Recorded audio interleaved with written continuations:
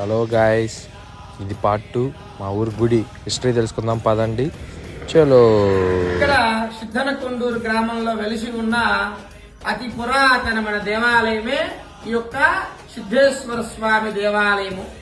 ఎందువల్ల అంటే ఈ యొక్క దేవాలయము దాదాపు 13వ శతాబ్దంలో ఆ యొక్క చోళరాజులు ఈ దేవాలయాన్ని నిర్మించడం, ఇక్కడ మనకి ఆ యొక్క బ్రహ్మసూత్ర రూపంలో స్వామి దర్శనం ఇవ్వడం జరుగుతూ ఉంది.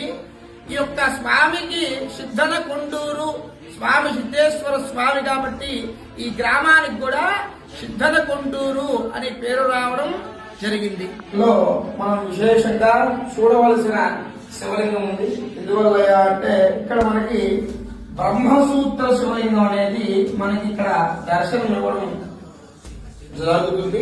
ఎందువల్ల అంటే ఈ యొక్క బ్రహ్మసూత్ర శివలింగము మనకి చాలా అరుదుగా చిక్కుతుంది, మనం చాలా అరుదుగా చూస్తూ ఉంటాము.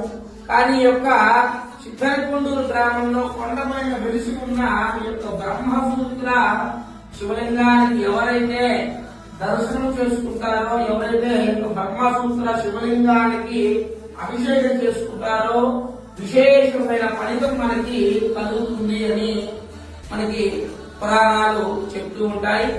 ఇక్కడ ఈ యొక్క బ్రహ్మసూత్ర రూపంలో సిద్ధేశ్వర స్వామి మనకి దర్శనం ఇవ్వడం జరుగుతుంది.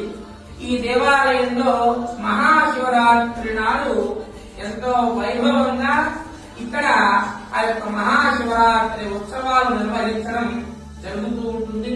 ఆ యొక్క మహాశివరాత్రి నాడు స్వామివారికి ఎంతో విశేషంగా అభిషేకాలు, పూజలు, స్వామివారికి ఎంతో విశేషమైన అలంకారాలు చేయడం నిర్వహించడం జరుగుతూ ఉంటుంది. ఆ రోజు మనకి మహాశివరాత్రి నాడు ఎక్కడో వేలాది మంది భక్తులందరూ కూడా ఈ దేవాలయానికి రావడం, స్వామిని దర్శించుకోవడం, వాళ్ళ కోరికలన్నీ కూడా స్వామిని చెప్పుకోవడం కూడా మనకి జరుగుతుంది. మహాశివరాత్రి నాడు రాత్రికి ఎంతో విశిష్టంగా అంగరంగ వైభవంగా కూడా ఈ యొక్క సిద్ధనకొండూరు గ్రామస్తులందరూ కూడా కలిసి కొండమీనికి ప్రభని తీసుకురావడం జరుగుతూ ఉంటుంది.